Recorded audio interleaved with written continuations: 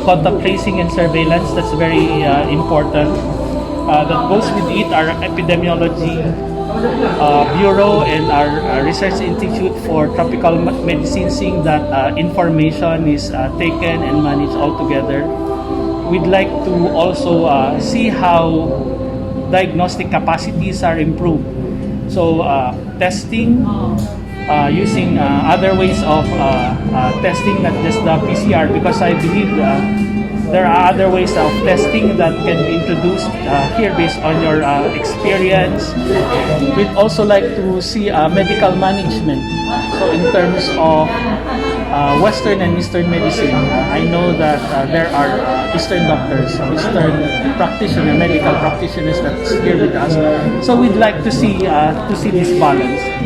And of course, practices, good practices and best practices as we do isolation and containment of patients, proper way of doing things like personal hygiene, experiences on, just putting up the PPE maybe.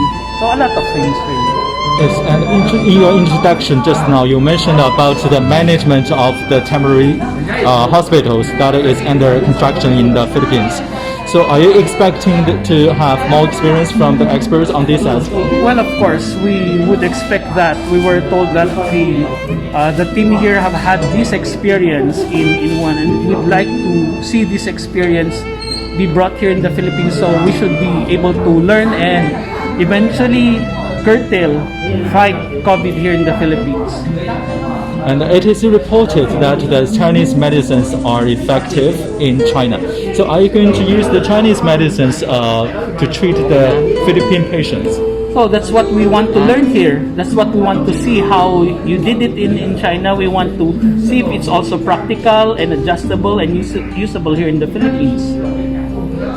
Okay, so sir, can you just give us a briefing, like you just mentioned, like 2 weeks we have a schedule? Like Well, yes, in the next 2 weeks, we hope that we should be able to visit hospitals.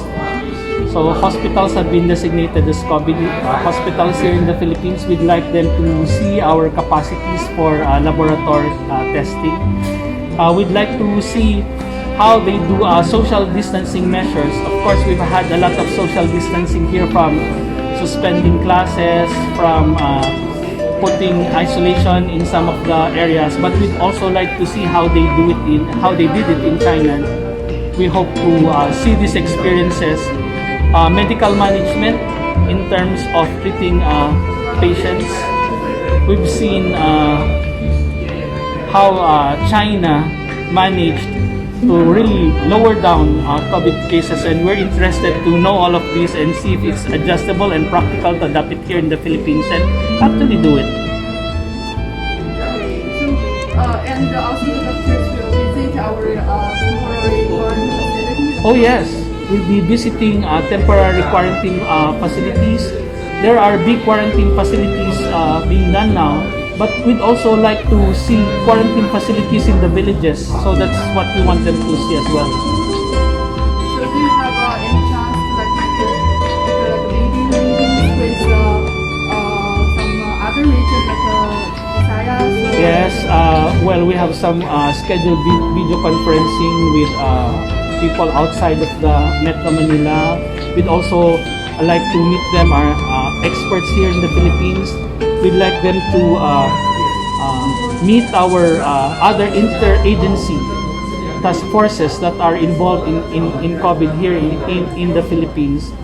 And of course, we'd like to see them meeting our therapeutic committees because of the things that China has been doing. So they'll be meeting a lot of different types of professionals, not only medical professionals, that will actually solidify our plans here in the Philippines to really stop or kill COVID-19. Chinese doctors.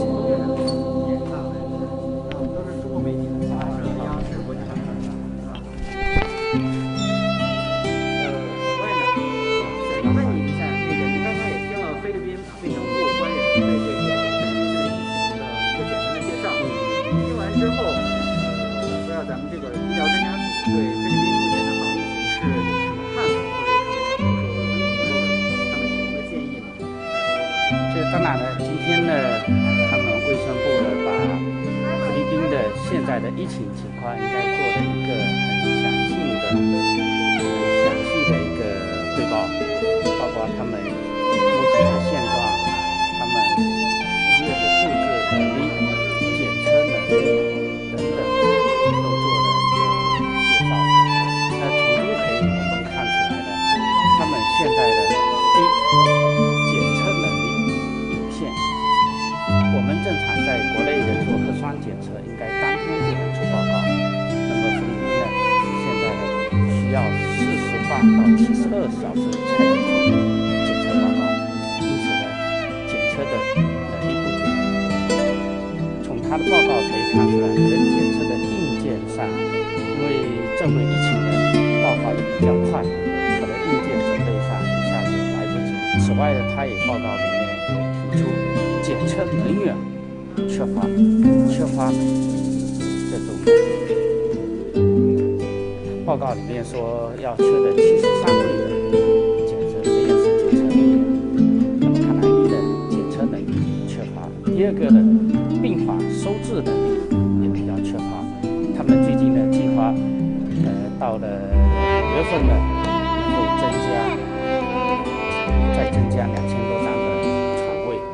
那么医务人员缺乏，医生有经验的医生跟护理缺乏，因此呢，可能他们将来的应该在检测和医护培训方面还要进行努力。接下来，让大家有没有什么特别想去看的标准？当然，这回呢，我们的医疗队派出来是一支很精干的队伍，尽管医疗组成10个人，其中的6位参加过武汉及这种重症病房的监护。10个队员里面呢，涵盖了临床医生、护士以及实验室检测人员，还有CDC 的传染病防控专家。因此呢，虽然人少，但是应该比较精干。那么我们呢，打算把今天他们报告防疫的内容呢，我们回去进行讨论，明天呢跟他们继续再交流。当然了，我们背后还背靠了强大的祖国，我们的国内的，我们如果这边医疗队解决不了的问题，我们可以连线回国内，让国内的我们这些自然团专家团帮我们去出谋划策。因为我们这回的中国的在抗疫中也积累了大量的经验，从疾病防控、检测到临床诊治，都有形成了一套行之有效的方案。我想了解一下，我们华人对这个宠物治疗抱有希望，因为国内的第7版公布以后，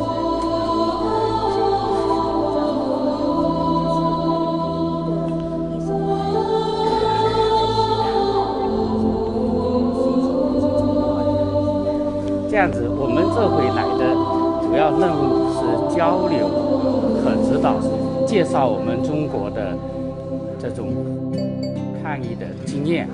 但是呢，原则上，因为我们要参考菲律宾的法律，原则上不能做临床的诊治。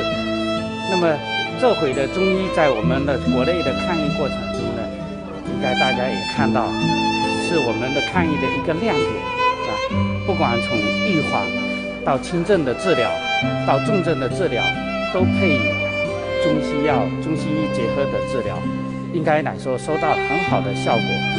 那么当地的华侨呢，因为对我们中医的也比较信赖，因此我们这回带了3位我们福建医科大学、福建中医药大学附属人民医院的3位中医的专家，其中呢1位是中西医结合的呼吸科专家，1位呢是中医科专家。此外呢，还有1位护士，参加过武汉抗疫的重症病房的中医科护士。因此，这个团队呢，当然了，我们中医的目的的一个对于华侨进行一些指导。此外呢，我们更重要的要预防为主。中医呢有一整套的，包括个人防护、增强体质的这些中医的方法，希望我们能够以预防为主。此外呢，提供一些中医药的这种指导的建议供参考。还有就是黄大使是希望说咱们10几天的过程当中，能够帮助华人医院以及这里集结起来的20多位医学科的志愿者，获取一些简单的一些治疗方法。这个我们有没有纳入计划？我们有纳入计划，因为我们主要是传授，因为医疗队10个的有限，如果从治疗角，当然了，因为根据当地的法律规定呢，我们不能参加于临床救治，即使参加于临床救治的人也有限。我们希望帮助他们医生、护士乃至检疫人员以及传染病疾控防疫的，让他帮他们进行培训，这样子呢可以服务更多的人。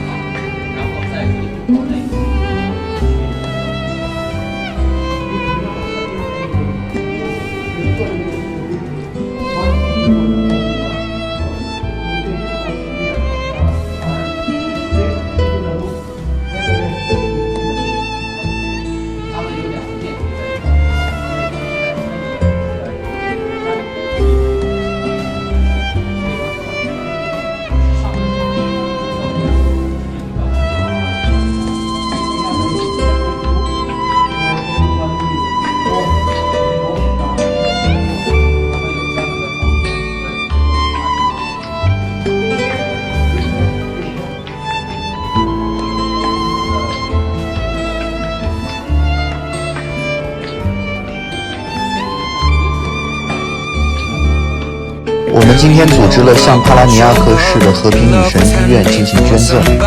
爱家基金会是由菲律宾华人组成的公益组织，在疫情期间帮助菲律宾有困难的医院和民众。需要帮助请跟我们联络。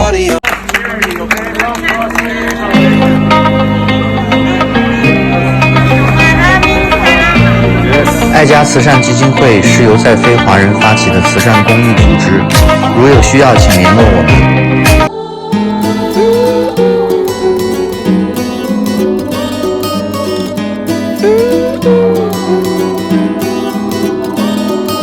We have fallen down again tonight. In this world it's hard to get it right. Trying to make your heart feel like a glove.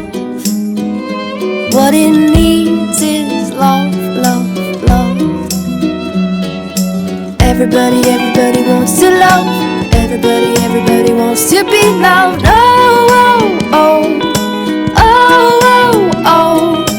Everybody, everybody wants to love. Everybody, everybody wants to be loved. Oh, oh, oh.